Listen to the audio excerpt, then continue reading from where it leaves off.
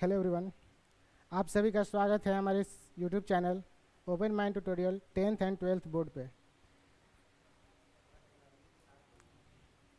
आ, आज से हम लोग इसे पिछले क्लास में जो है कि हम लोग क्लास 12th आर्ट्स के जो पॉलिटी सब्जेक्ट है उसका मतलब कि सिलेबस एनालिसिस किए थे कि पॉलिटी जो क्लास 12th के पॉलिटी है उसमें क्या क्या हमको स्टडी करनी है।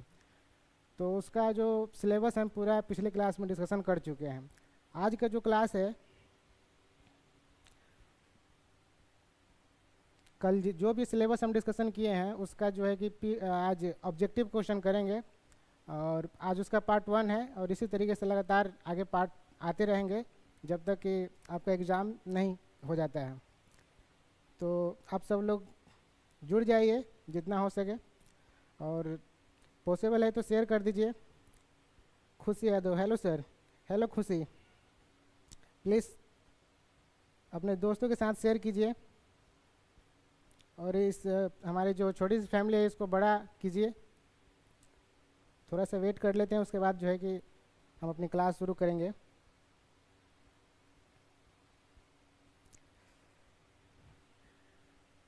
कल दिवाली ख़त्म हो गया है, अब छठ पूजा का माहौल शुरू हो गया है आज से। तो अभी तो समय है, लेकिन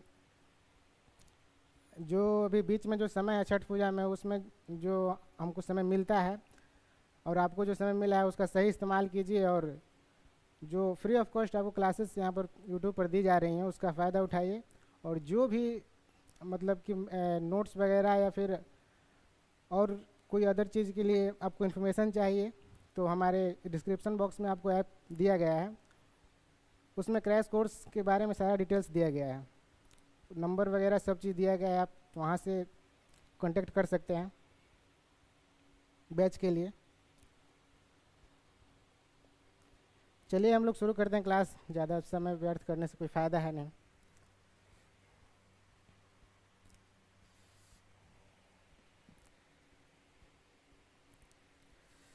देखिए, सबसे पहला सवाल है कि भारत की पहली सामान्य राष्ट्रीय चुनाव लोकसभा की कब हुई थी। सबसे पहला सवाल है कि भारत की पहली सामान्य राष्ट्रीय चुनाव लोकसभा की कब हुई थी। तो इस सवाल का जवाब आप लोग दीजिए। देखिए, इस सवाल का जो राइट आंसर है, पहले ऑप्शन देख लेते हैं। पहला ऑप्शन दिया है ऑप्शन ए कि 1947, 1952 और 1955 और 1960। Option D.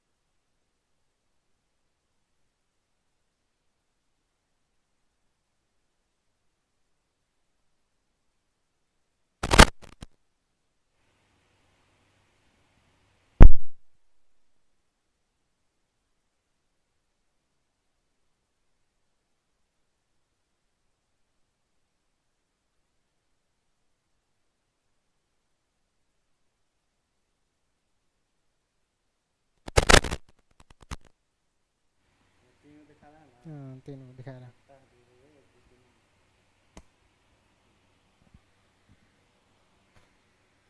हेलो।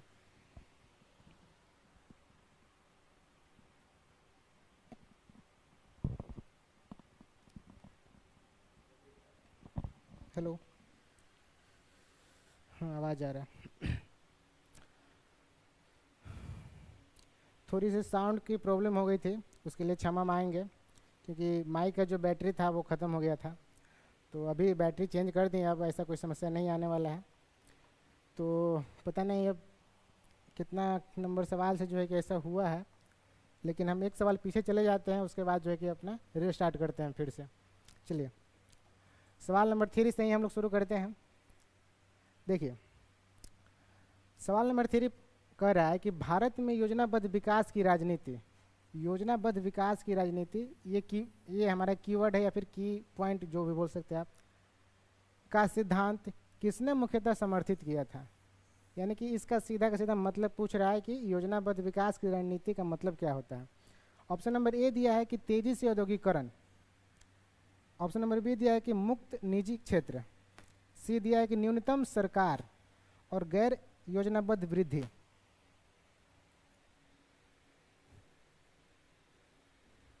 तो इस सवाल का जो राइट आंसर है वो हो जाएगा ऑप्शन नंबर ए, यानी कि तेजी से औद्योगिकरण। थोड़ा सा इसके एक्सप्लेनेशन पे चलते हैं।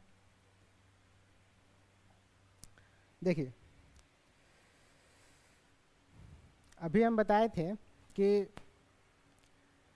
किसी भी गोल को आपको अचीव करना है या फिर कहीं भी आपको सक्सेस होना है, तो सक्सेस होने का सबसे पहला नियम ये होता है कि आपके पास प्लानिंग होना मस्ट है। बिना प्लानिंग के आप कुछ भी नहीं पॉसिबल है, क्योंकि प्लानिंग में आपका डिसिप्लिन झलकता है, उसमें आपका मेहनत जो है कि नज़र आता है ना। तो बिना डिसिप्लिन की, तो वैसे डिसिप्लिन, हार्ड वर्क और जो है कि सहनशीलता और आत्म जो विश्वास है, ये सब होना बहुत इम्पोर्टेंट है।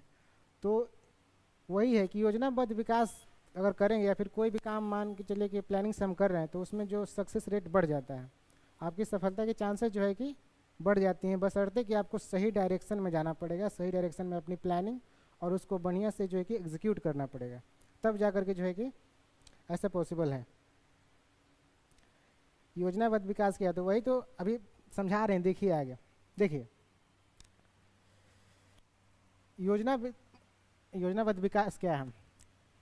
देखिए, आर्थिक विकास के लिए सरकार द्वारा योजनाएं बनाना। आर्थिक विकास का सीधा मतलब होता है कि सस्टेनेबल डेवलपमेंट, यानी कि सतत विकास। आर्थिक विकास एक बहुत बड़ा कॉन्सेप्ट है। जब आप बड़े लेवल पर इसकी स्टडी करेंगे तो इसमें बहुत सारे कॉन्सेप्ट हैं। जब आप आईएएस और आईपीएस के लिए स्टडी करेंगे तो ये अपना एक अलग जो है कि चैप्टर लेकर के आता है आर्थिक विकास। तो अभी फ़िलहाल के लिए इतना समझ लिए कि आर्थिक विकास मतलब सस्टेनेबल डेवलपमेंट, जिसमें जो है कि रिसाइकलिंग भी होता है। तो आर्थिक विकास के लिए सरकार द्वारा योजनाएं बनाना, किसके द्वारा? सरकार द्वारा। उन्हें लागू करना, जिसमें संसाधनों का आवंटन, यानी कि संसाधनों का सही बंटवारा। सही बंटवारा का मतलब क्या हुआ कि गरीब से गरीब लोग, निम्न लोग से लेकर उच्च स्तर के जो लोग हैं, उन सबको संसाधन का जो है कि समान लाभ मिले, है ना। तो ये बोल रहा है कि संसाधनों का आवंटन और प्राथमिकताओं का निर्धारण शामिल है, और इस प्रक्रिया में विभिन्न सामाजिक, आर्थिक और राजनीतिक मतभेदों का सामना करना होता है। अब देखिए, अब जब भी आप जो है कि एक बड़े, जैसे हमारा देश भी बहुत बड़ा है, आकार की दृष्टि से अगर देखेंगे, चाहे जनसंख्या की दृष्टि, दोनों की दृष्टि से जो है कि हमारा देश बड़ा है। तो एक खान, अभी यहाँ पर हम वही तो समझाए, आप बार बार एक ही सवाल क्यों पूछ रहे हैं कि योजनाबद्ध विकास का मतलब बताइए। यहाँ पर देख लीजिए, अभी तो हम समझाएं, यहाँ पर पूरा जो है कि लिखा भी गया। तो आप जो भारत जैसे देश के लिए, इतने बड़े देश के लिए जो है कि आप कोई भी प्लानिंग बनाएंगे, तो भारत में अनेकों प्रकार की विविधताएं हैं। चाहे आप भौगोलिक स्तर पर ले लीजिए, रंग रूप के ऊपर ले लीजिए, जाति व्यवस्था के रूप पर ले लीजिए, धर्म व्यवस्था के रूप पर ले लीजिए, है ना, एजुकेशन व्यवस्था के ऊपर ले लीजिए, सीबीएसई, बीएसईबी और बहुत सारे बोर्ड्स हैं।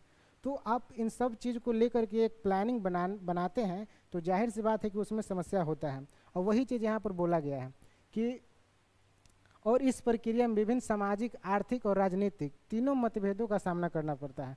राजनीतिक अभी इलेक्शन का माहौल चल रहा है, तो कुछ लोग किसी और पार्टी को समर्थन करेंगे, कुछ लोग किसी और पार्टी को समर्थन करेंगे, तो वहाँ पर भी आपको प्लानिंग बनाने में जो है कि थोड़ा सा जो है कि अपना दिमाग बढ़िया से लगा बनाना पड़ेगा, ताकि एक पार्टी वाला मतलब कि एक पार्टी को ज़्यादा फायदा मिले, एक पार्टी को कम मिले, तो ऐसा पॉसिबल नहीं होना चाहिए। जब भी आप योजनाएं बनाएं तो तराजू की तरह दोनों को तौल करके, ताकि किसी को में जो है कि भेदभाव नहीं होना चाहिए। अगला सवाल देखते हैं, सवाल नंबर 4, भारत में आर्थिक नीतियों में राज्य और निजी क्षेत्र मिश्रित अर्थव्यवस्था को क्या कहते हैं। देखिए यहाँ पर की पॉइंट पकड़ना है। भारत में आर्थिक नीतियों में राज्य और निजी क्षेत्र में के मतलब कि मेरा पर्सनल हो गया, मैं कोई काम कर रहा हूँ, जैसे मेरा कोई एक कंपनी है और सरकार की एक अलग कंपनी है, तो मतलब निजी क्षेत्र का मतलब होता है कि वो सिर्फ मेरा है, निजी है, पर्सनल है, और राज्य का है मतलब कि वो सार्वजनिक है, यानी कि राज्य के लिए है। तो राज्य जाहिर सी बात है कोई भी काम करेगा तो पूरा देश, पूरा राज्य को लेकर करेगा। निजी क्षेत्र मिश्रित अर्थव्यवस्था को क्या कहते हैं, तो देखिए इसका सीधा मतलब है कि पहले ऑप्शन देख लेते हैं। ऑप्शन नंबर ए दिया है कि समाजवादी अर्थव्यवस्था, मिश्रित अर्थव्यवस्था और पूंजीवादी अर्थव्यवस्था और बंद अर्थव्यवस्था। देखिए ये सब तो बेकार है, बंद अर्थव्यवस्था और पूंजीवादी अर्थव्यवस्था से कोई मतलब नहीं बनता है, क्योंकि पूंजीवादी अर्थव्यवस्था में सिर्फ पर्सनल होता है, जैसे कि अमेरिका में है पूंजीवादी अर्थव्यवस्था, वहाँ पर ज़्यादा निजी होता है। मिश्रित में दोनों लोग शामिल होते हैं, और समाजवादी में भी दोनों लोग शामिल होते हैं, और उसमें और कुछ एक्स्ट्रा पक्ष जो है कि ऐड किया जाता है। तो इस सवाल का जो राइट आंसर हो जाएगा ऑप्शन नंबर ए।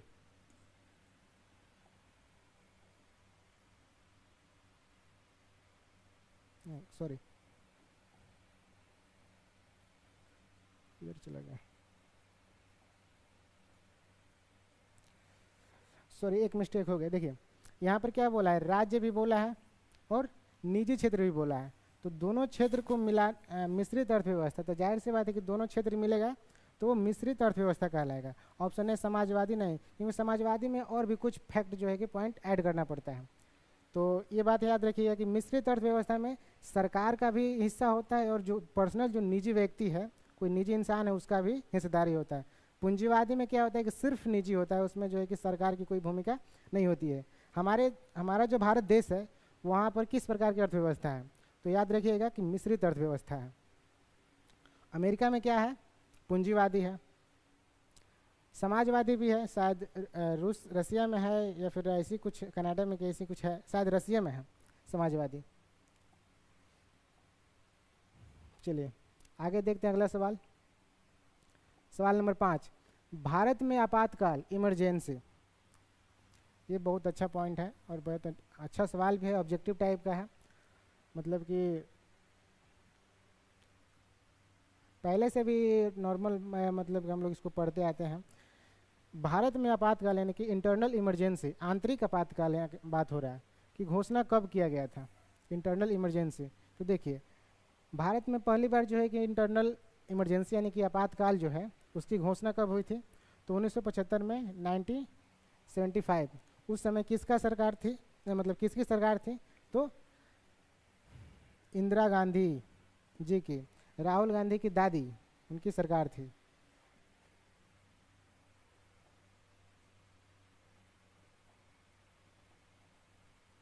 देखिए इसके थोड़ा सा एक्सप्लेनेशन के बारे में समझ लेते हैं। एक्सप्लेनेशन में क्या है कि भारत में आंतरिक आपातकाल जो है 25 जून 1975, ये अगर डेट पूछेगा तो डेट याद रखिएगा कि भारत में जो है कि आंतरिक आपातकाल कब लागू हुआ था या फिर आपातकाल कब लागू हुआ था, तो 25 जून 1975 को अनुच्छेद 352 के तहत घोषित किया गया था। यहाँ पर 2 पॉइंट याद रखना है कि कब लागू हुआ था। डेट पूछेगा कि भारत में आपातकाल कब लागू हुआ था, ये सवाल आपसे पूछेगा, ज़्यादा घुमा फिरा के नहीं पूछेगा, क्योंकि आप IAS के एग्जाम देने नहीं जा रहे हैं। तो सीधा पूछेगा कि आपातकाल कब लागू हुआ था, तो उसका डेट याद रखिएगा कि कब, 25 जून 1975 को, और किस आर्टिकल के तहत लगाया गया था, तो आर्टिकल 352। देखिए आपातकाल से संबंधित 3 आर्टिकल है, अगर कभी सवाल पूछे आपसे, 352, 356, 360। याद रखिएगा, किया गया था। यह 21 महीनों तक चला था। कितने दिनों तक? 21 महीने तक। कितना मतलब हुआ? तो 12 महीना 1 साल, और 12 में 24, यानी कि 3 महीना का 9, यानी कि एक साल 9 महीना जो है कि चला था। 12, हाँ ठीक है, 1 साल 9 महीना जो है कि पहली बार आपातकाल लगा था तो वो चला था, और 21 मार्च 1977 ईस्वी को जो है कि समाप्त हो गया था। दोनों डेट पूछ सकता है आपका, दोनों डेट जो है कि आपसे पूछ सकता है कि इमरजेंसी कब लागू हुआ था, तो 25 जून 1975 को, और जो है कि ख़त्म कब हुआ था, यानी कि उसका एंड कब हुआ था, तो 21 मार्च 1977 को। कितने दिनों तक लगा था? तो 21 महीनों तक लगा था। प्रधानमंत्री इंदिरा गांधी की सलाह पर राष्ट्रपति, याद रखिए कि यहाँ से सवाल हमेशा पूछता है, बड़े लेवल पे भी सवाल पूछता है कि जब इमरजेंसी लागू हुआ था तो उस समय प्रधानमंत्री कौन थी, तो इंदिरा गांधी, और उन्हीं की सलाह पे, यहाँ पर देखिए, उन्हीं की सलाह पर जो है राष्ट्रपति, उस समय जो राष्ट्रपति थे कौन थे, फ़खरुद्दीन अली अहमद। ये याद रखिएगा कि उन्हीं की सलाह पे फ़खरुद्दीन अली अहमद ने यह घोषणा किया था कि हम भारत में जो है कि अनुच्छेद 352 के तहत आपातकाल की घोषणा करते हैं, है ना। किनकी सलाह पे? तो प्रधानमंत्री इंदिरा गांधी की सलाह पे। चलिए अगला सवाल देखते हैं।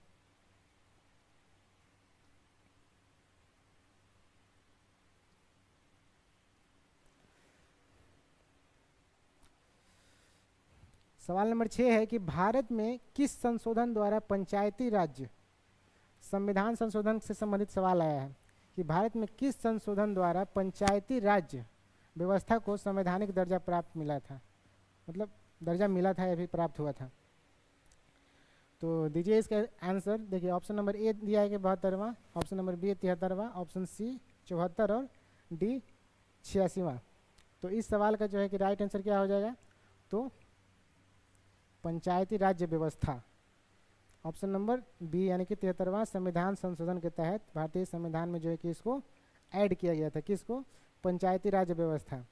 यही गांधीवादी जो है कि जब आप डीपीएसपी पढ़ेंगे तो गांधीवादी में जो, मतलब कि गांधीवादी में आपको पंचायती राज व्यवस्था के बारे में पढ़ने के लिए मिलेगा।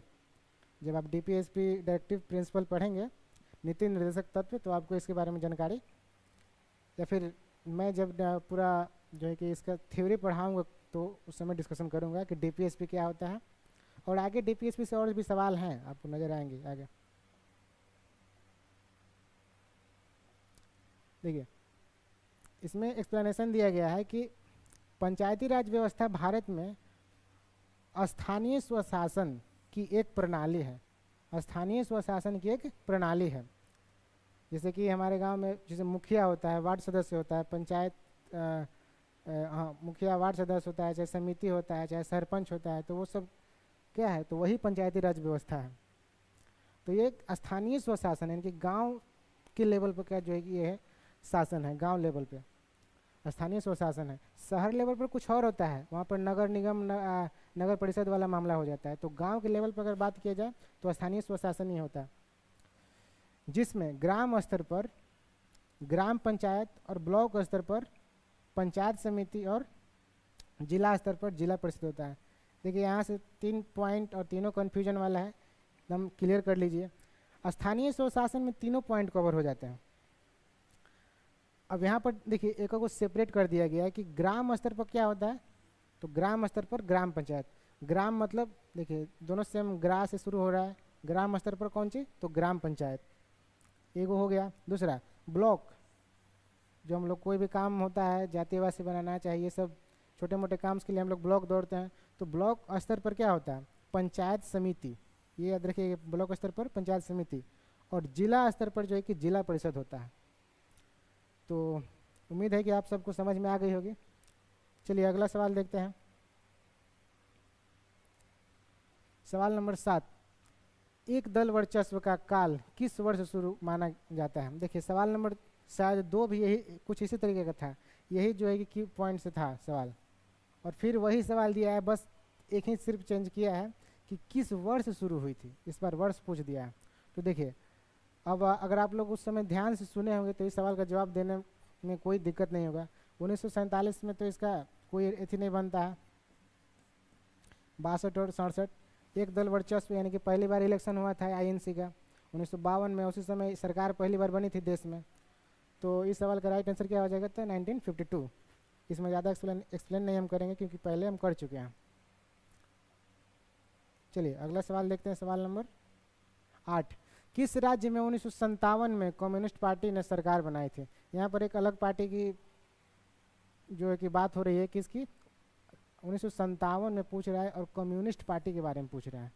सीपीआई ने सरकार बनाई थी, तो ये रटने वाला सवाल है, इसमें कोई खास कुछ नहीं है। तो इस सवाल का जो राइट आंसर हो जाएगा केरल, याद रखिएगा। अब इसमें हुआ क्या था ये सब उतना जानना जरूरी नहीं है, क्योंकि इधर से सवाल पूछेगा भी नहीं, क्योंकि कम्युनिस्ट पार्टी कोई बहुत इतनी नहीं है।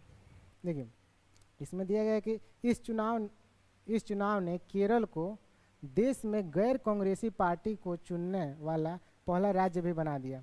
यहाँ से ये पॉइंट बहुत, दो सवाल और दोनों इम्पोर्टेंट है कि पहली बार जो है कि कम्युनिस्ट पार्टी की सरकार किस राज्य में बनी थी, ऐसे सवाल पूछ सकता है। तो आप बता सकते हैं किस राज्य में? केरल राज्य में। अच्छा, केरल राज्य में बनी थी। और सवाल उल्टा घुमा करके पूछ सकता है कि कौन सा ऐसा राज्य है जिसमें पहले बार जो है कि गैर कांग्रेसी पार्टी की सरकार बनी थी? तो केरल। ये सब ऐसे भी सवाल पूछ सकता है दोनों तरीके से। अगला सवाल नंबर 9 देखते हैं कि 1976 में किस संवैधानिक संशोधन ने सामाजिक दृष्टिकोण को भारत के संविधान में जोड़ा? 1976 में किस संवैधानिक संशोधन ने सामाजिक दृष्टिकोण को भारत के संविधान में जोड़ा? ये भी एक संविधान संशोधन से संबंधित जो है कि सवाल है। तो देखिए इस सवाल का जो राइट आंसर है क्या हो जाएगा? देखिए इस सवाल का जो राइट आंसर हो जाएगा ऑप्शन नंबर ए, यानी कि 42वां संविधान संशोधन के थ्रू। आगे चलते हैं, थोड़ा सा इसका एक्सप्लेनेशन देख लेते हैं। देखिए 42वां संवैधानिक संशोधन अधिनियम 1976 ने भारतीय संविधान में समाजवादी और धर्मनिरपेक्ष शब्दों को प्रस्तावना में जोड़ा, जिससे सामाजिक दृष्टिकोण को भारत के संविधान में शामिल किया गया। देखिए 1976 में 42वां संविधान संशोधन हुआ था।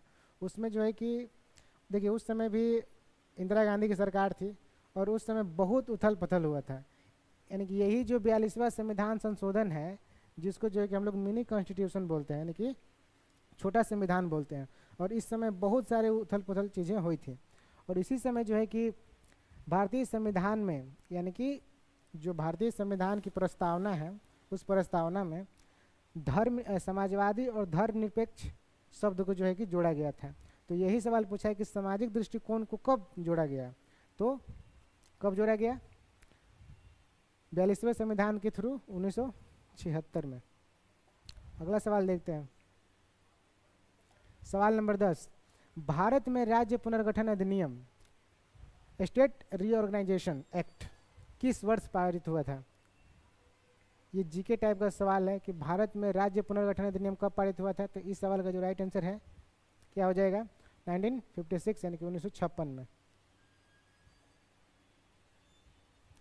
इस सवाल का राइट आंसर क्या हो जाएगा? 1956, यानी कि 1956 में। इसके एक्सप्लेनेशन थोड़ा देख लेते हैं। राज्य पुनर्गठन अधिनियम 1956 भारत में राज्यों की सीमाओं को भाषाई आधार पर पुनर्गठन करने के लिए बनाया गया था। किसके लिए बनाया गया था? राज्य पुनर्गठन अधिनियम 1956 में भारत में राज्यों की सीमाओं को भाषाई आधार पर, ये याद रखिएगा पॉइंट, किस आधार पे?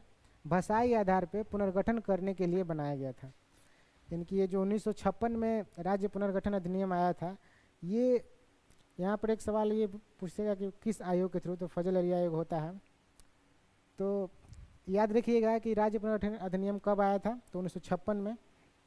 अच्छा, इसने क्या किया था? तो भाषाई आधार पर जो है कि राज्यों का निर्माण किया था। किस आधार पर? भाषाई आधार पर। यह सवाल हमेशा पूछता है, तो याद रखिएगा। आगे चलते हैं, अगला सवाल देखते हैं, सवाल नंबर 11।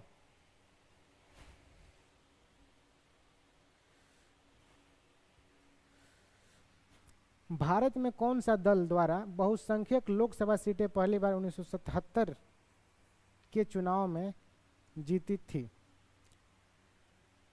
सवाल क्या है, एक बार फिर से पढ़ते हैं कि भारत में कौन सा दल द्वारा बहुसंख्यक लोकसभा सीटें पहली बार 1977 के चुनाव में जीती थी?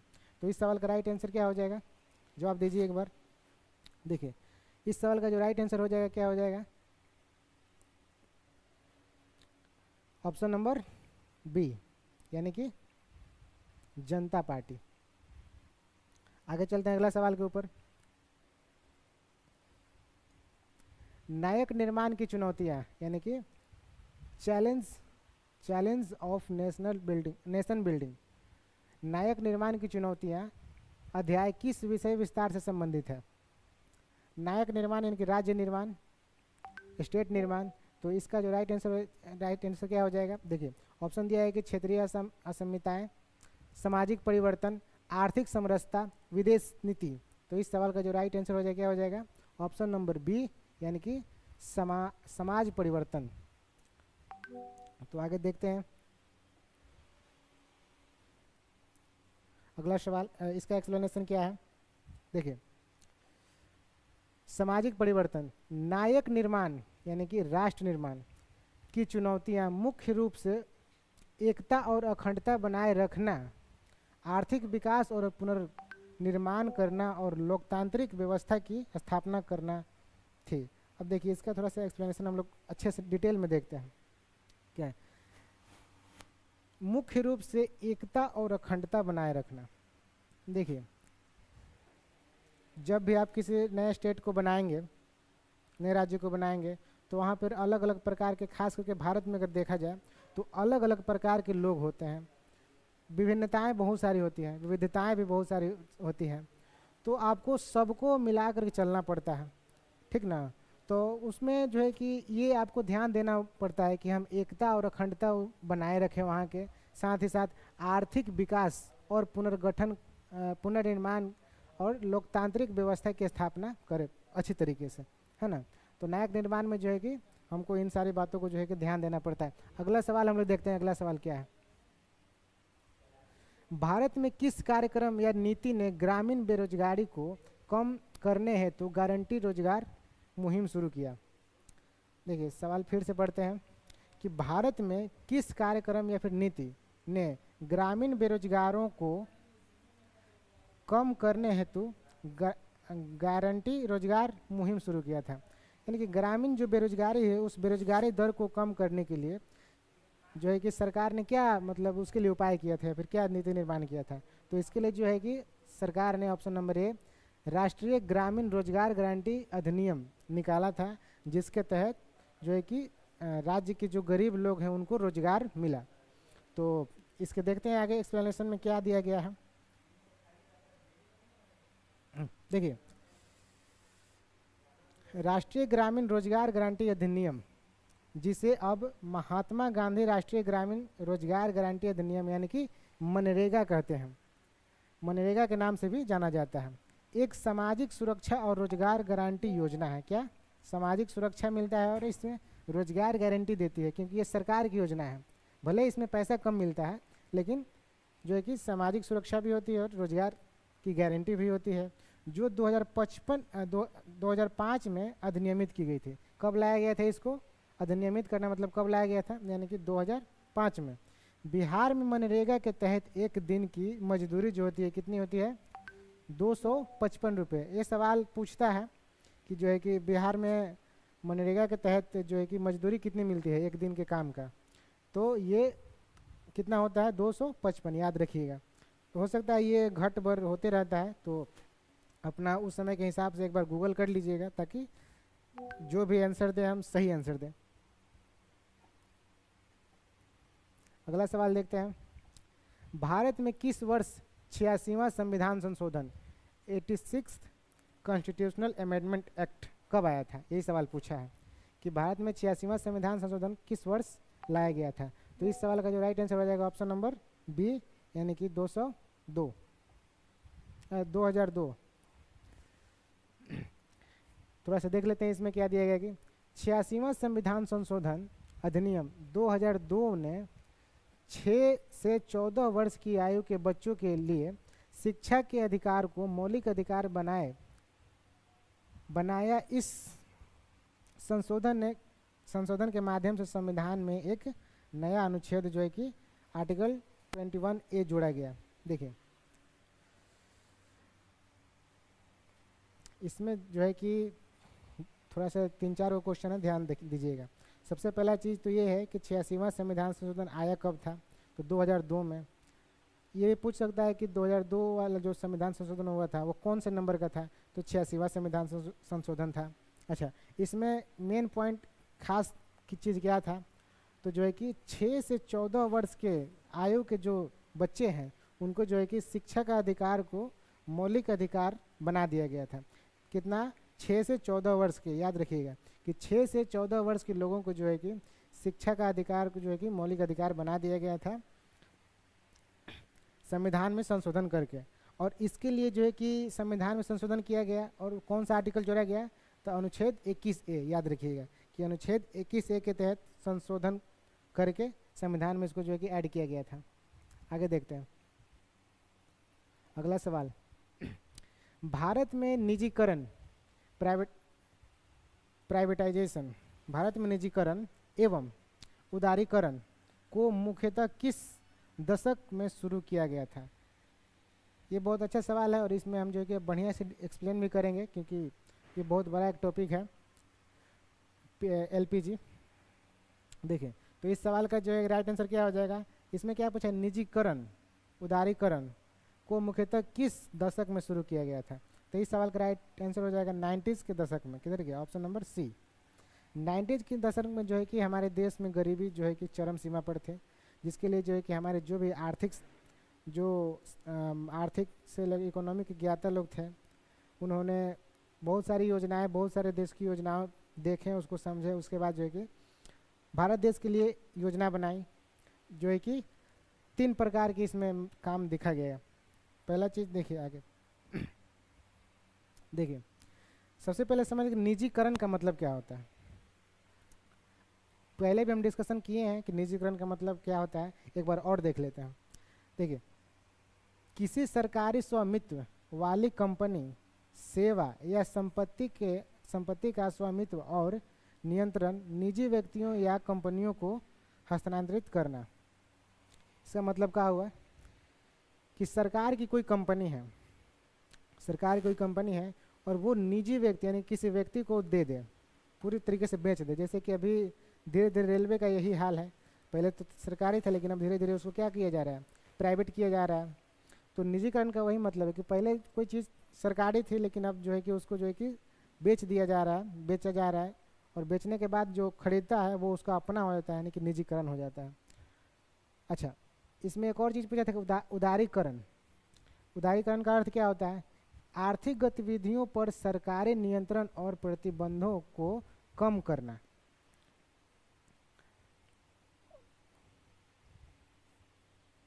कम करना या हटाना ताकि निजी क्षेत्र और विदेशी निवेश को बढ़ावा मिल सके।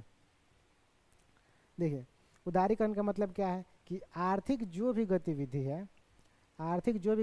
है उस पर जो सरकार की नियंत्रण है, जो भी पैसा से रिलेटेड हम काम कर रहे हैं, जैसे कोई फैक्ट्री लगा रहे हैं या चाहे कुछ भी मतलब वर्क कर रहे हैं, कोई प्लेटफॉर्म खोल दिए, तो उस पर सरकारी नियंत्रण और प्रतिबंध जो होता है, जो नियम कानून बनते हैं, जो हमारे जो विधायक जी लोग नियम बनाते हैं या फिर जो जिला अधिकारी वगैरह होता है, तो जब आर्थिक गतिविधियों में ये सारे जो प्रतिबंध हमारे ऊपर नहीं रहेंगे तो मतलब काम जो है कि और अच्छी तरीके से हो सकता है। जैसे कि देखिए,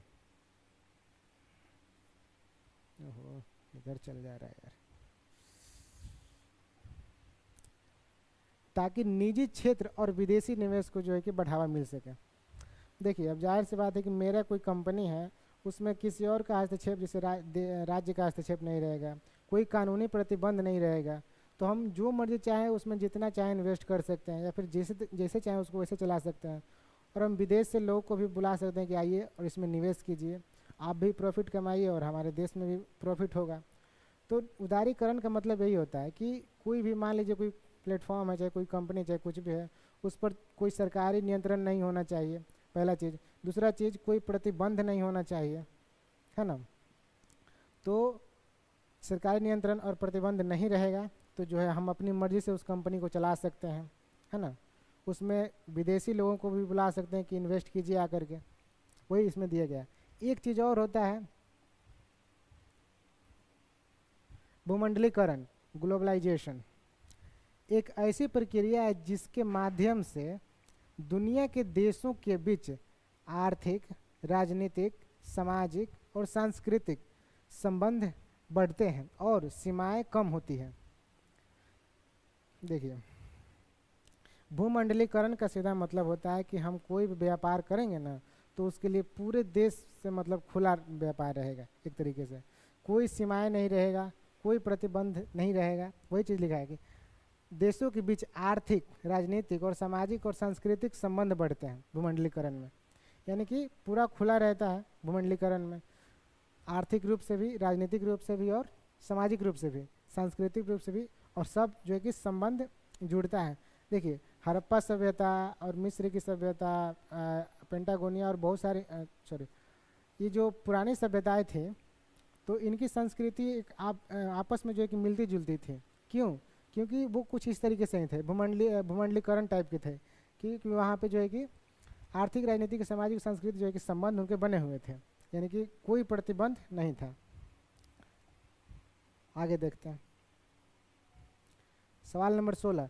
भारत में एक देश, एक संस्कृति, एक राष्ट्र का विचार किस राजनीतिक दल द्वारा प्रमुखता से अपनाया गया था?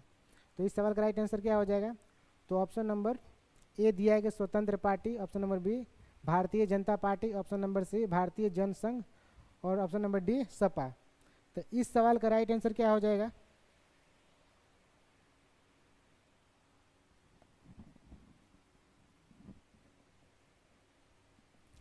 इस सवाल का राइट आंसर हो जाएगा ऑप्शन नंबर भारतीय जनसंघ, यानी कि ऑप्शन नंबर सी।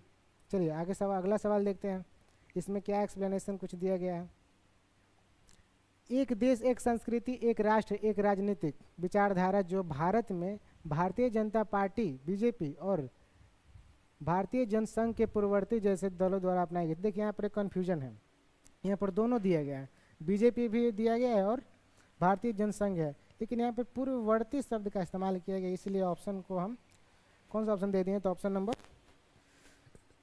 भारतीय जो है कि जनता पार्टी को दिए हैं। अगर सवाल में आपको बीजेपी भी देगा तो उसको भी मार सकते हैं, लेकिन अगर दोनों देगा तो आपको ये वाला टिक करना है कि भारतीय जनता पार्टी। अगला सवाल देखते हैं, 17 नंबर सवाल दिया है कि राज्य विचारधारा यानी कि स्टेट आइडियोलॉजी के संदर्भ में स्वतंत्र पार्टी का मूल सिद्धांत क्या था? देखिए, राज्य विचारधारा के संदर्भ में स्वतंत्र पार्टी का जो सिद्धांत के बारे में पूछा है कि स्वतंत्र पार्टी का सिद्धांत क्या है, तो देखिए पहला ऑप्शन दिया है कि अधिक राज्य नियंत्रण, दूसरा दिया है कि न्यून राज्य नियंत्रण यानी कि कम राज्यों का हस्तक्षेप, समाजवादी अर्थव्यवस्था और एक दलीय अर्थव्यवस्था। तो इस सवाल का जो राइट आंसर हो जाएगा ऑप्शन नंबर बी, यानी कि न्यून राज्य हस्तक्षेप, यानी कि राज्यों का कम हस्तक्षेप। ये किसका सिद्धांत था? तो स्वतंत्र पार्टी का। आगे देखते हैं इसमें क्या दिया गया है। पार्टी का मानना था कि राज्य के हस्तक्षेप को न्यूनतम रखते हुए, यानी किसके? राज्य के हस्तक्षेप को न्यूनतम रखते हुए व्यक्तियों को अधिकतम स्वतंत्रता देकर ही लोगों की प्रगति, कल्याण और खुशहाली हासिल की जा सकती है ना, कि जिसमें राज्य की, और क्या बोलते हैं, राज्य न्यूनतम उसमें जो है हस्तक्षेप करे। अगला सवाल देखते हैं, सवाल नंबर 18 है कि भारत में किस वर्ष नई आर्थिक प्रणाली, न्यू इकोनॉमिक पॉलिसी जो है कि लागू हुई थी? तो ये पीछे भी हम बताए थे, एलपीजी वाला, तो कब लागू हुआ था? इस सवाल का राइट आंसर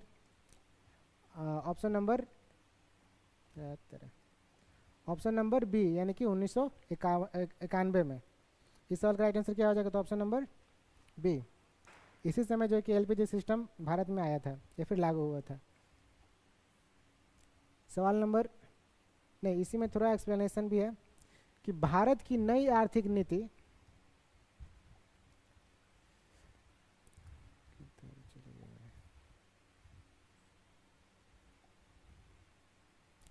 भारत की नई आर्थिक नीति 1991 में जो है कि पीवी नरसिम्हा राव के सरकार द्वारा लागू की गई थी। एलपीजी सिस्टम जो है किनके द्वारा लागू किया गया था, तो पीवी नरसिम्हा राव द्वारा के सरकार द्वारा जो है कि लागू की गई थी। तो याद रखिएगा कि एलपीजी सिस्टम कब लागू हुआ था, 1991 में। किसके द्वारा, तो पीवी नरसिम्हा राव की सरकार द्वारा जो है कि लागू की गई थी। इस नीति का मुख्य उद्देश्य भारत की चरमरा रही अर्थव्यवस्था को उबारना और वैश्विक अर्थव्यवस्था में प्रतिस्पर्धा के लिए जो है कि तैयार करना था। इसे उदारीकरण, निजीकरण और वैश्वीकरण के मॉडल के रूप में जो है कि जाना जाता है।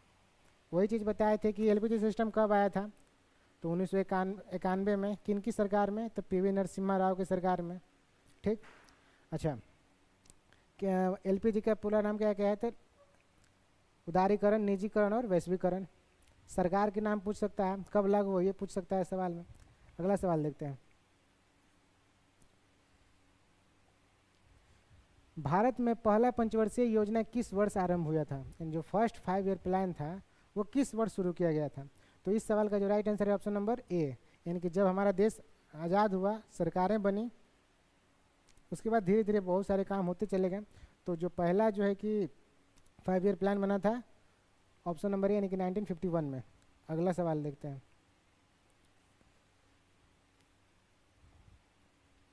भारत में सार्वजनिक क्षेत्र का बढ़ावा मुख्य कर किस योजना के तहत हुआ था।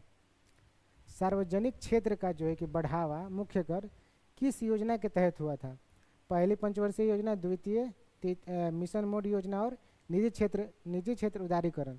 तो इस सवाल का राइट आंसर क्या हो जाएगा, ऑप्शन नंबर ए, यानी कि भारत में सार्वजनिक क्षेत्र का जो बढ़ावा जो है मिला था किस योजना के तहत, तो प्रथम जो फर्स्ट 5 ईयर प्लान था, यानी कि पहला पंचवर्षीय योजना था, उसी के तहत जो है कि भारत में सार्वजनिक क्षेत्र को बढ़ावा दिया गया था। अगला सवाल देखते हैं।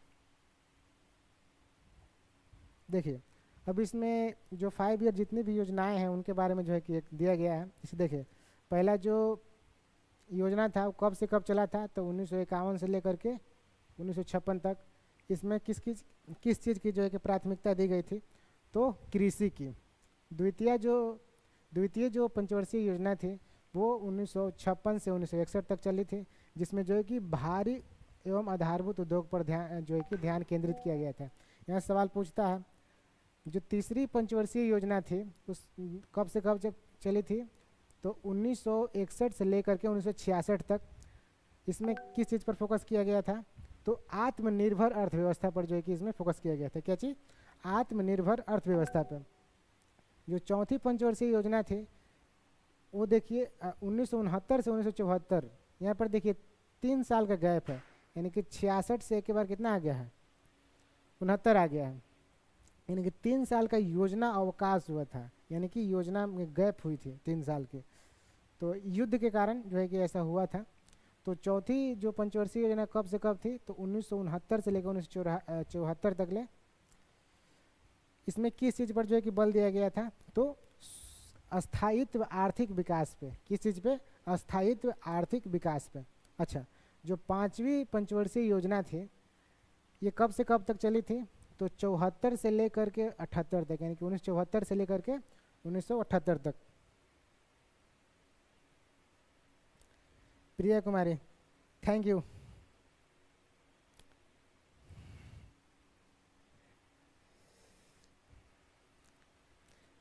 Mohammad Nizam, hello sir, hello. आप सब लोग एक बार प्लीज़ सेशन को शेयर कर दीजिए। पाँचवीं जो पंचवर्षीय योजना थी कब से कब तक चली थी, 1974 से लेकर के 1978 तक। इसमें क्या हुआ था, मेन मतलब किस चीज़ पर फोकस किया गया था, तो गरीबी उन्मूलन पे। अच्छा, छठी पंचवर्षीय जो योजना थी कब से कब तक चली थी, तो 1980 से लेकर के 1985 तक। इसमें क्या किस चीज़ पर जो है कि बल दिया गया था, तो रोजगार सृजन और गरीबी उन्मूलन के ऊपर जो है कि बल दिया गया था। जो 7वीं पंचवर्षीय योजना थी 1985 से 90 तक चली थी। इसमें आधुनिकीकरण और आत्मनिर्भरता पे फोकस किया गया था। जो 8वीं पंचवर्षीय योजना थी कब से कब चली थी, तो 1992 से 1997 तक। देखिए यहाँ से 90 से 92 आ गया, तो यहाँ पर भी जो है कि 2 साल का योजना अवकाश हुआ था।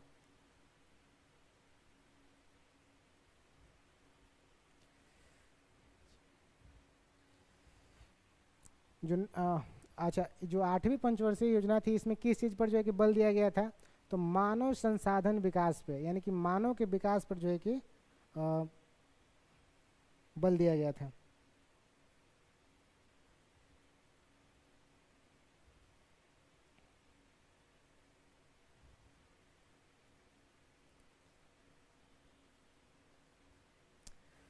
खा लेंगे, अभी समय है खाना खाने के लिए। अभी जो काम है पहले काम करते हैं, खाना होता रहेगा। देखिए जो 9th नंबर जो पंचवर्षीय योजना थी 1997 से लेकर के जो है कि 2002 तक चली थी। इसमें जो मेन फोकस किस चीज़ पे था? तो न्यायपूर्ण विकास पे, न्यायपूर्ण विकास पे। जो 10वीं पंचवर्षीय योजना थी 2002 से लेकर के 2007 तक चली थी, इसमें गरीबी बेरोजगारी समाप्त करने पर जो है कि फोकस किया गया था। जो 11वीं पंचवर्षीय योजना थी 2007 से लेकर के 2012 तक चली थी, जिसमें तीव्र एवं समावेशी विकास के ऊपर फोकस किया गया था। जो 12वीं पंचवर्षीय योजना है ये जो है कि 12 से 17 तक चली थी, और ये समपोषणीय विकास और समावेशी विकास के ऊपर जो है कि इस पर फोकस किया गया था।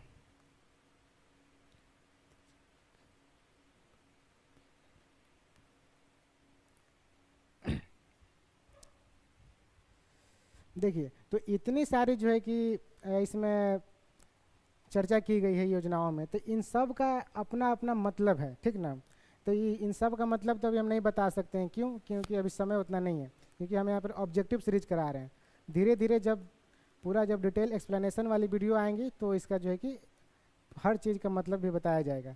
तो अभी चलते हैं अगला सवाल के ऊपर। देखिए अगला सवाल नंबर 21 है कि भारत में आर्थिक सुधारों, यानी कि भारत में आर्थिक सुधारों के समय किस उद्योग में लाइसेंस राज्य खत्म किया था? देखिए इसका सीधा का सीधा मतलब है कि भारत में आर्थिक सुधारों के समय किस उद्योग में लाइसेंस राज्य खत्म किया, लाइसेंस राज्य खत्म किया। थोड़ा सा क्वेश्चन लिखने में इधर उधर हो गया है। देखिए सीधा का सीधा मतलब कि इसका सवाल का मतलब है कि जब भारत में आर्थिक सुधार हो रही थी तो उस समय किस चीज़ का जो है कि लाइसेंस ख़त्म कर दिया गया है, लाइसेंस ख़त्म कर दिया गया था। तो इस सवाल का जो राइट आंसर हो जाएगा ऑप्शन नंबर ए, यानी कि सीमेंट। अगला सवाल देखते हैं। देखिए भारत की संविधान सभा द्वारा प्रस्तावित ऑब्जेक्टिव रिजोल्यूशन किसने पेश किया था? यानी कि ऑब्जेक्टिव रिजोल्यूशन मतलब डीपीएसपी।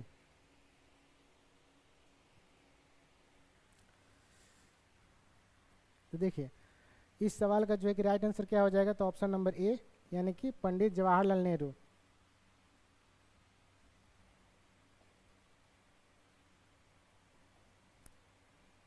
अब यहाँ पर सवाल है कि ऑब्जेक्टिव जो रिजोल्यूशन है वो क्या होता है?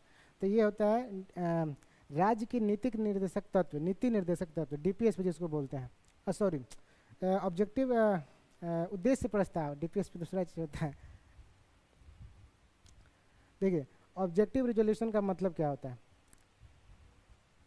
कि यह प्रस्ताव था जिसने पंडित जवाहरलाल नेहरू ने 13 दिसंबर 1946 को जो है कि संविधान सभा में पेश किया था। देखिए उद्देश्य प्रस्ताव को जो है कि हम लोग प्रस्तावना भी बोलते हैं।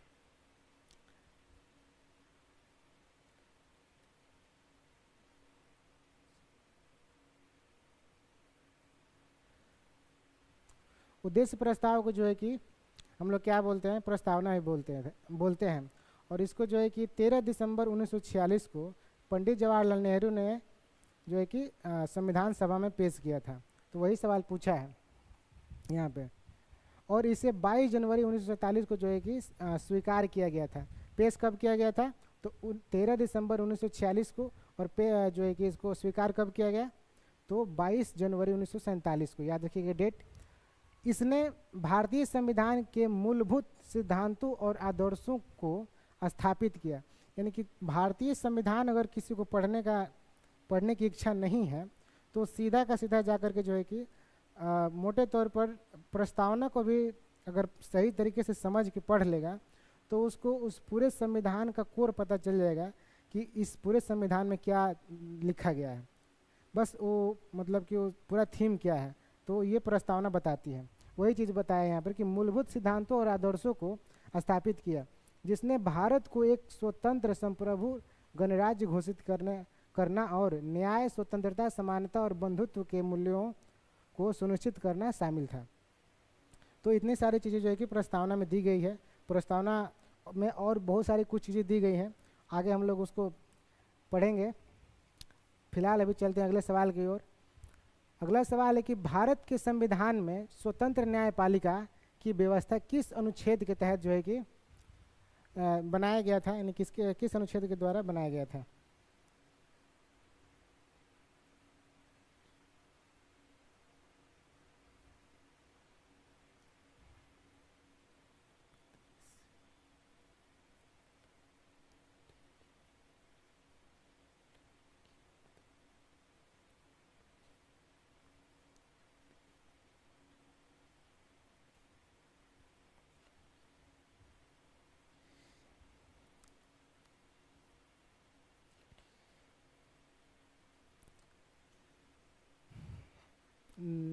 निजाम, मोहम्मद निजाम, आप जो सवाल पूछ रहे हैं वो सवाल क्या है ये मुझे ही समझ में नहीं आ रहा, क्योंकि आप पूछ रहे हैं कि माला डी क्या होता है। अब माला डी मतलब, तो आप पूरा जिसे एक्सप्लेन करके उसको बताइए कि माला डी सवाल इसमें और कुछ है आगे पीछे कि क्या है।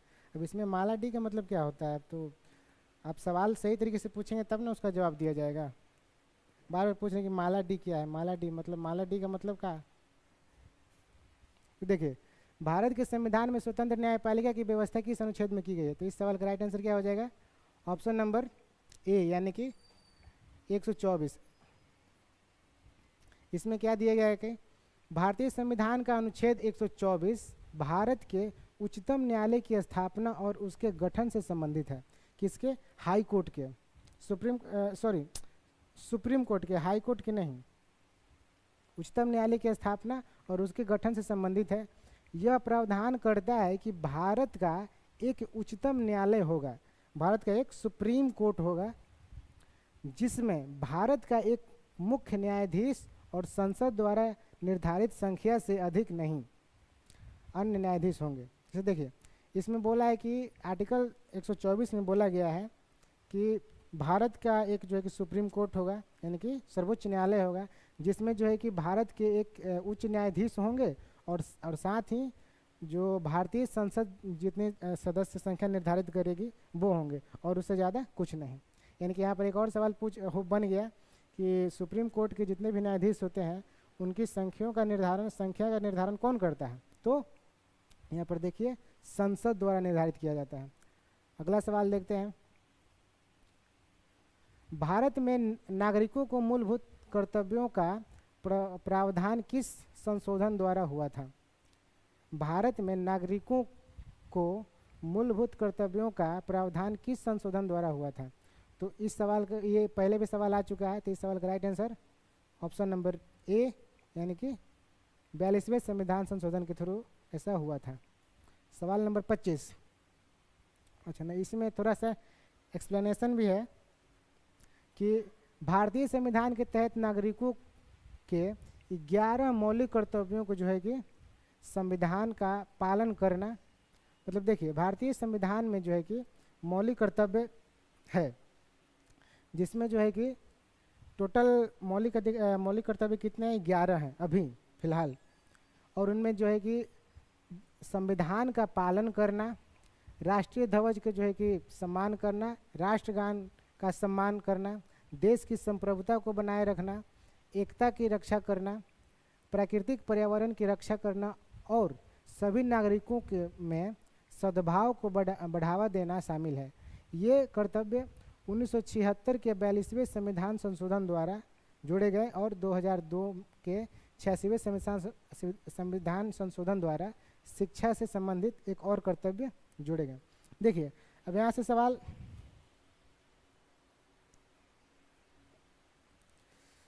देखिए यहाँ से एक और सवाल बन सकता है कि जो भारत में जो मूल कर्तव्य है, मूल कर्तव्यों की टोटल संख्या कितनी है? टोटल 11 गो है। अच्छा, मूल संविधान में कितना था? तो 10 था। मतलब कि जो 42वें संविधान संशोधन हुआ 1976 में, उस समय टोटल मूल कर्तव्यों की संख्या कितनी थी? तो टोटल 10 थी। लेकिन जो 86वां संविधान संशोधन हुआ 2002 में, उसमें एक और मूल कर्तव्य को जो है कि ऐड किया गया था। तो टोटल जो है कि मूल कर्तव्यों में एक बार संशोधन हुआ है।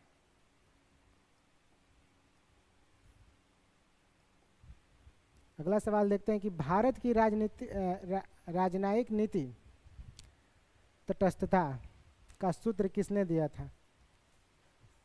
भारत की राजनयिक नीति तटस्थता का सूत्र किसने दिया था? तो इस सवाल का राइट आंसर क्या हो जाएगा?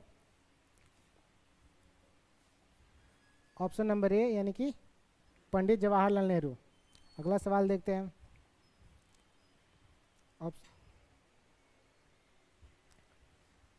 इसमें थोड़ा सा एक्सप्लेनेशन भी दिया गया है कि अक्षुण्ण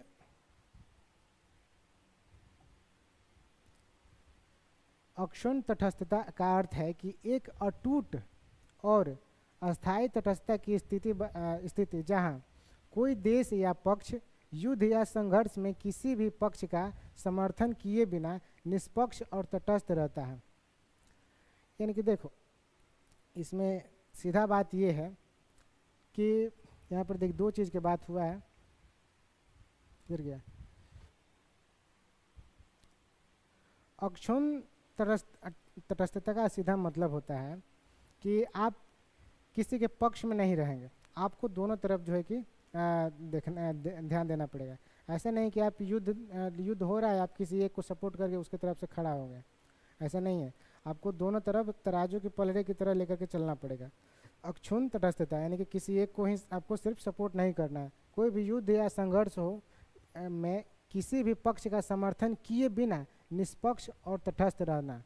सीधा कह रहा है कि अगर लेना है तो दोनों को साथ में लीजिए, नहीं तो मत लीजिए, जो हो रहा है होने दीजिए, सीधा बात है।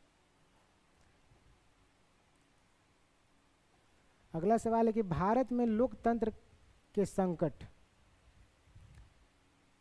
किस अध्याय से संबंधित है? तो इस चैप्टर से संबंधित सवाल है। तो इस सवाल का right answer option number C. राजनीति विज्ञान की पुस्तक स्वतंत्रता के बाद भारत में राजनीति का अध्याय जो 6 है, इसमें जो है कि शीर्षक इसका जो है लोकतांत्रिक व्यवस्था का संकट, इसके बारे में जो है कि अध्याय यानी कि चैप्टर 6 में हमको पढ़ने को मिलता है। आगे चलते हैं। भारत में नव निर्माण आंदोलन किस राज्य में शुरू हुआ था? यानी कि भारत में जो नव निर्माण जो आंदोलन है किस राज्य में शुरू हुआ था? तो इस सवाल का जो राइट आंसर हो जाएगा ऑप्शन नंबर ए, यानी कि गुजरात में।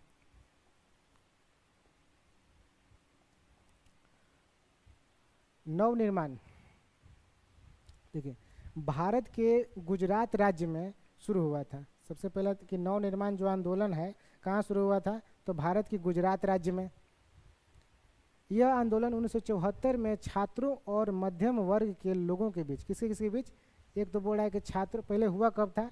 तो 1974 में छात्रों और मध्यम वर्ग के लोगों द्वारा आर्थिक संकट, भ्रष्टाचार और महंगाई के खिलाफ जो है कि शुरू किया गया था। तो समझ गए कि जो नव निर्माण आंदोलन हुआ था किस राज्य में हुआ था? तो गुजरात राज्य में हुआ था। किसने किया था? तो एक मध्यम वर्ग के लोग थे और एक छात्र थे। कब हुआ था? तो 1974 में। अच्छा, क्यों हुआ था? तो आर्थिक संकट, भ्रष्टाचार और महंगाई के खिलाफ जो है कि शुरू हुआ था। आगे चलते हैं। अगला सवाल, भारत में लोकसभा की अधिकतम सदस्य संख्या संवैधानिक रूप से कितनी है? सीधा पूछा है कि लोकसभा की सीटें कितनी हैं, बस बात खत्म। तो इस सवाल का राइट आंसर हो जाएगा ऑप्शन नंबर बी, यानी कि 552। देखिए, इसका एक्सप्लेनेशन क्या कहता है कि भारतीय संविधान के अनुसार लोकसभा की अधिकतम सदस्य संख्या जो है कि 550 है, जिसमें 550 है, जिसमें 28 राज्य के लोगों का प्रतिनिधित्व करने वाले 530 सदस्य हैं और 8 केंद्र शासित प्रदेशों की जनसंख्या के आधार पर 20 सदस्य शामिल हो सकते हैं। वर्तमान में लोकसभा में 543 निर्वाचन क्षेत्र हैं। टोटल कितने हैं? 543। अभी तो फिलहाल राज्यसभा का क्या बोलते हैं, राज्य में चुनाव हो रहे हैं, है ना, विधानसभा का। तो यहाँ पर विधानसभा की बात नहीं हो रही, किसकी हो रही है? तो लोकसभा की बात हो रही है। तो टोटल बिहार में कितने निर्वाचन क्षेत्र हैं? तो 543 निर्वाचन क्षेत्र हैं।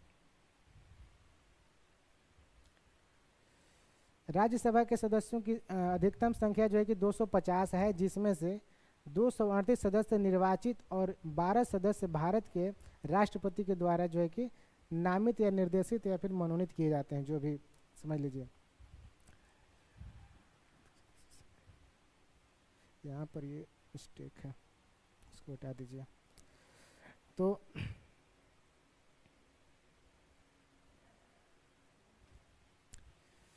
टोटल भारत में कितने निर्वाचन क्षेत्र हैं? तो 543। टोटल लोकसभा की संख्या, सीटों की संख्या कितनी? 552। अच्छा, राज्यसभा की टोटल सीटों की संख्या कितनी है? तो 250, जिसमें जो है कि 238 जो है निर्वाचित होते हैं, इनके इलेक्शन के थ्रू आते हैं, और जो 12 जो है कि राष्ट्रपति के द्वारा जो है कि मनोनयन होता है या फिर मनोनीत किए जाते हैं। अगला सवाल देखिए कि भारतीय राजनीति में क्षेत्रीय आकांक्षाओं अध्याय में किन विषयों का अध्ययन होता है? यहाँ पर देखिए, आप पूछा है सवाल कि क्षेत्रीय आकांक्षाओं अध्याय जो है उसमें किन विषयों का अध्ययन होता है। तो इस सवाल का जो राइट आंसर है उसका हो जाएगा ऑप्शन नंबर डी, यानी कि राज्यों का पुनर्गठन भी शामिल है उसमें, भाषा आधारित आंदोलन भी शामिल है, क्षेत्रीय दलों का उदय भी शामिल है। तो तीनों के तीनों इसमें शामिल है। आगे देखते हैं अगला सवाल।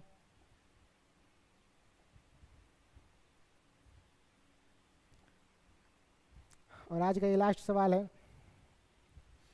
कि भारत में संविधान में किस नियम द्वारा राज्य को अपने तत्वावधान के लिए बाध्य किया गया था, यानी कि डायरेक्टिव प्रिंसिपल के लिए जो है कि बाध्य किया गया था। तो इस सवाल का राइट आंसर क्या हो जाएगा? तो ऑप्शन नंबर ए, यानी कि डीपीएसपी, नीति निर्देशक तत्व के थ्रू राज्य को जो है कि कंट्रोल किया गया था। देखिए, भारतीय संविधान में डीपीएसपी इसी जो है कि राज्यों को कंट्रोल करने के लिए दिया गया है। हालांकि वो मतलब कि उनके ऊपर, उनके मन के ऊपर है कि वो उसका इस्तेमाल करे या नहीं डीपीएसपी को, लेकिन वो अगर पूछे कि सवाल कि किसके लिए दिया गया है,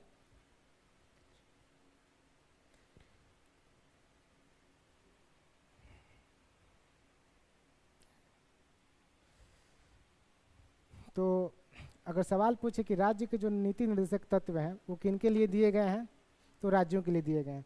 हो गया, आगे देखते हैं इसमें। देखिए, डायरेक्टिव प्रिंसिपल का हिंदी में अनुवाद राज्य के नीतिक निर्देशक तत्व सिद्धांत है, यानी कि डीपीएसपी। ये सिद्धांत राज्य के, याद रखिएगा, राज्य के नीति निर्देशक सिद्धांत हैं। ये सिद्धांत भारतीय संविधान के भाग 4 के अनुच्छेद 36 से 51 में वर्णित है। यानी कि देखिए, भारतीय संविधान में जो है कि राज्य के लिए नीति निर्देशक तत्व दिया गया है, जो कि संविधान में इसका प्रावधान कहाँ है? तो आर्टिकल 36 से 51 तक ले कौन से भाग में? तो भाग 4 में जो है कि इसका ये वर्णित है। इनका जो उद्देश्य है, सामाजिक आर्थिक न्याय सुनिश्चित करके भारत को एक कल्याणकारी राज्य के रूप में जो है कि विकसित करना है, फिर बनाना। यहाँ पर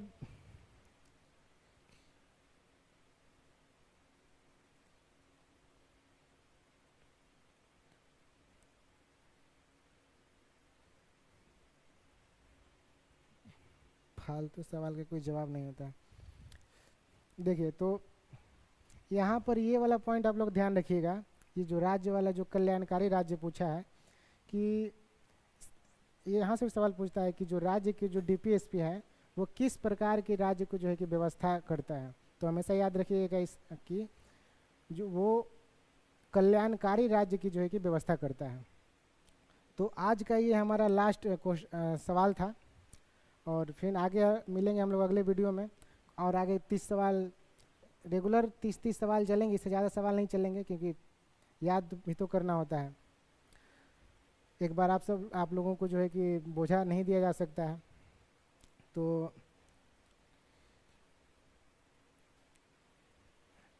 तुमको ब्लॉक करना पड़ेगा बउआ। कहाँ घर है तुम्हारा, हमको समझ में नहीं आ रहा है।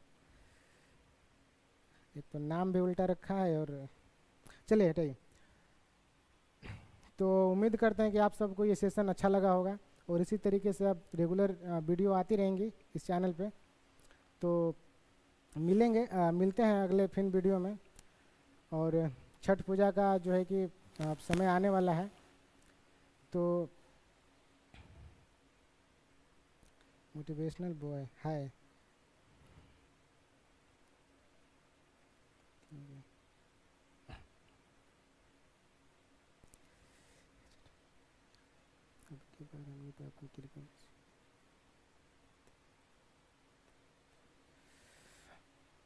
चलिए तो हम यहीं पर सेशन को जो है कि एंड करते हैं, लेकिन उससे पहले एक चीज़ ज़रूर बोलेंगे कि जितने भी यहाँ पे आर्मी के तैयारी करने वाले लोग हैं उनके लिए एक चीज़ ज़रूर बोलेंगे कि हे छठी माई, हमनी पर आपन अब की कृपा बरसाई, आहे देहिया पर आर्मी के वर्दी चढ़ाई, तब न द्वार पर राइफल से खूंटा ठोकाई। जय हो छठी माई। जय भीम, जय हिंद, जय बिहार।